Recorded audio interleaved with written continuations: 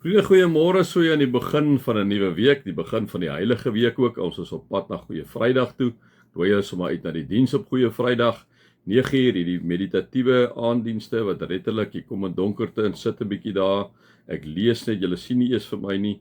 Ek lees 'n stukkie, julle mediteer daaroor, raak bewus van God se teenwoordigheid, van die Heilige Gees, van Jesus Christus se teenwoordigheid deur die simboliek. Kom in, gaan in stilte uit vir die volgende 3 dae, maandag tot woensdag. Donderdag het ons die tennebrei wat julle almal welkom is. Dis 'n donker diens ook. Ons sit voor die kansel en dan het ons 'n lang tafel met 10 mense wat die laaste gebeure van die aand amper voor die tyd, 'n stukkie voordat Jesus gekruisig is, dan deurspeel soos wat dit afgespeel het. Die instelling van die nagmaal word hanteer, voetewassing word hanteer. Ons kom in stilte en ons gaan in stilte. Dan Goeie Vrydag 9:00 en dan Opstanding Sondag. Die absolute teendeel, skitter wat in goud waar, die Vrydag het swart en grou was. En dan bring 'n blommetjie Sondag oor kerk toe, ons gaan dit aan die kruis sit om te sê, uit die kruis uit het daar lewe gekom, uit die kruis uit het die opstanding gebeur, die gekruisigde het opgestaan, het opgevaar na die hemel toe, totale andersheid. En ons dink ook in daai dag aan die besondere aan ons geliefdes wat ons verloor het, ons steek vir hulle 'n kersie in die kerk aan, so julle is baie welkom om dan ook vir ons Sondag te join. Kom ons raak net so vir 'n wyle stil. Dankie Here dat ons hier kan wees. Dankie vir die liefde Here, dankie vir u genade. Dankie dat u vir ons kom sterf het aan die kruis, sodat ons nie verlore sal gaan nie, maar die ewige lewe sal hê wanneer ons in u glo. Wees met ons Here, spesifiek in hierdie week. Amen. Vriende, mag daar vir julle genade en vrede en oorvloed wees, omdat julle God ken, Jesus ken en die Heilige Gees ken. Vriende, ek gaan letterlik vir julle net 'n paar gedeeltes lees. Julle moet 'n gedagte vat, reflekteer, mediteer 'n bietjie oor 'n woord wat julle miskien gehoor het, 'n sinsnede, pos hom. As jy 'n pen het, as jy nou nie ry nie, as jy 'n pen het, skryf jy daai woord neer, luister hom weer, moenie net hierdie stukkie gaan omdat jy net luister om te luister nie.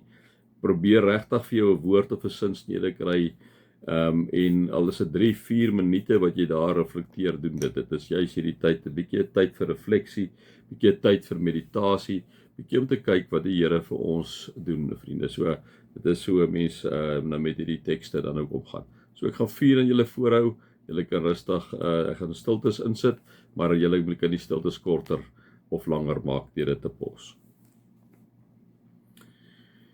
Jesaja 42 vers 1 tot 9. Hier is my dienaar, ek stel hom aan, ek het hom uitverkies, hy geniet my guns. Ek laat my gees op hom kom, hy sal my wil aan die nasies bekend maak, hy sal nie roep nie, hy sal nie hard skree nie, hy sal nie sy stem op straat laat hoor nie. 'n Geknakte riet sal hy nie afbreek nie. 'n Lampet wat dof brand, sal hy nie uitdoof nie. Hy sal my wil bekend maak soos dit is, selfs sal hy ook nie uitgedoof of geknak word nie, totdat hy my wil op aarde gevestig het. Die eilande wag op wat hulle sal leer, so sê die Here. Hy wat die hemelkoepel geskep en dit opgespan het, hy wat die aarde gevorm het en alles wat dit oplewer, hy wat aan al die mense op aarde die asem gee, die lewe aan alles wat op aarde beweeg, dubbelpunt. So sê die Here, wat sê hy? Ek is die Here, kom sê hy vir hierdie ballinge wat swaar kry in daai tyd, swaar kry, wat 'n ballingskap weggevloei is. Ek is die Here. Omdat ek getrou is aan my verbond, het ek jou geroep. Ek hou jou vas. Ek beskerm jou. Ek maak my verbond met jou. My lig vir die nasies is jy. Jy sal blindes laat sien, jy sal gevangenes uit die tronk bevry, wie in die donkerte van die gevangenes sit, sal jy laat uitgaan. Ek is die Here, dit is my naam. Die eer wat my toekom gee ek aan geen ander nie. Die lof wat my toekom gee ek nie aan gesneede beelde nie. Wat ek vroeër aangekondig het plaasgevind. Ek kondig nuwe dinge aan. Voor dit begin gebeur, sal ek julle al daarvan vertel.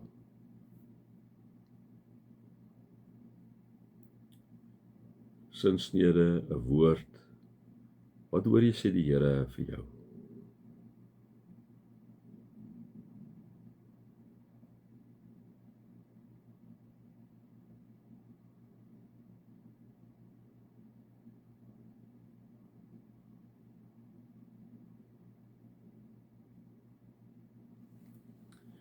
Tweede gedeelte wat ek julle wil lees gaan oor die lewe. Psalm 36 vanaf vers 1 gaan oor die lewe wat ek en jy ook op 'n daaglikse vlak beleef. In die hart van die goddelose het die opstand teen God die laaste woord. Die goddelose het geen vrees vir God nie en praat net goed oor hom of haarself. Hy of sy is altyd daarop uit om kwaad te doen en om te haat. As hy of sy praat, is dit kwaadwillig en vals. Verstandig wees en goed doen bestaan nie vir hom of vir haar nie. Selfs as hy gaan lê, dink sy net kwaad uit. Hy bly op 'n pad wat nie reg is nie, wat sleg is, verwerp sy nie. Here, u liefde reik tot in die hemel.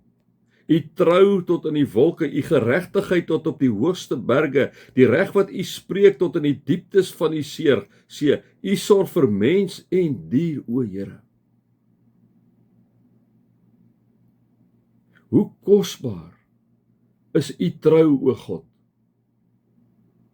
U beskerm die mense wat by u skuil, in u huis geniet hulle oorvloed, u laat hulle drink uit die strome van die goedheid.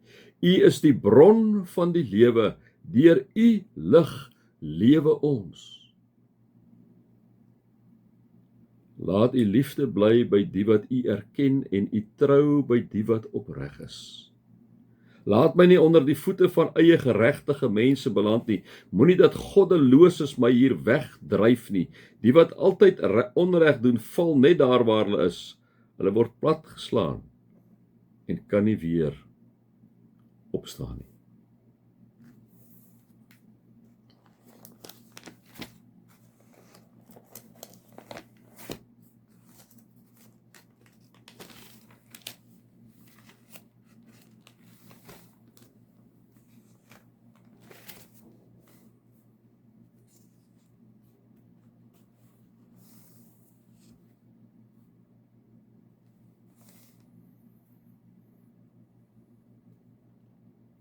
Hebreërs 9 vers 11 tot 15. Maar Christus het gekom as hoëpriester van die weldade wat nou verwesenlik is. Hy dien in die verbondstent wat groter en volmaakter is en nie deur mense gemaak is nie. Dit wil sê, wat nie tot hierdie wêreld behoort nie. Met sy eie bloed en nie met die van bokke en kalwers nie, het hy net eenmaal die heiligdom binne gegaan en 'n ewige verlossing tot stand gebring. Wanneer die bloed van die bokke en bulle en die as van 'n vers op die onreines gesprinkel word, maak dit hulle uiterlik rein. Hoeveel te meer sal die bloed van Christus ons gewete bevry van die las van dade wat tot die dood lei, sodat ons die lewende God kan dien. Hiervoor het Christus immers homself as volkome offer deur die ewige Gees aan God geoffer.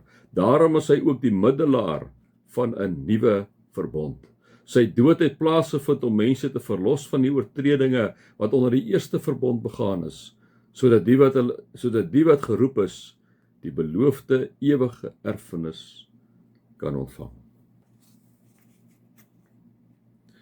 Vriende, julle kan pause, ek gaan direk oor na die ander een toe, omdat die tyd lank raak. Johannes 12 vanaf vers 1. 6 dae voor die Paasfees het Jesus na Betanië toe uitgekom, waar Lazarus, wat hy die dood opgewek het, gewoon het. Daar het hulle vir Jesus 'n ete gegee. Martha het bedien en Lazarus was een van die wat saam met hom aan tafel was. Toe het Maria 'n halfliter egte baie duur nardesolie gebring en dit op Jesus se voete uitgegiet en sy voete met haar hare afgedroog. Die hele huis is deurtrek met die geur van reukolie. En dan sien ons hierdie gedeelte gaan vriende waar Lazarus op die ou ende dan oorlede is, en dan staan daar: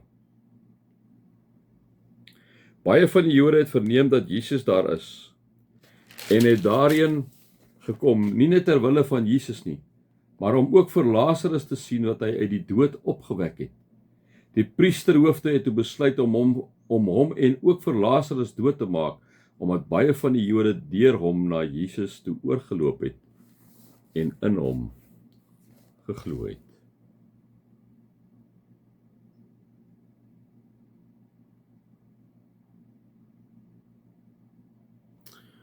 Mag julle God se liefde ervaar, sy genade en sy teenwoordigheid.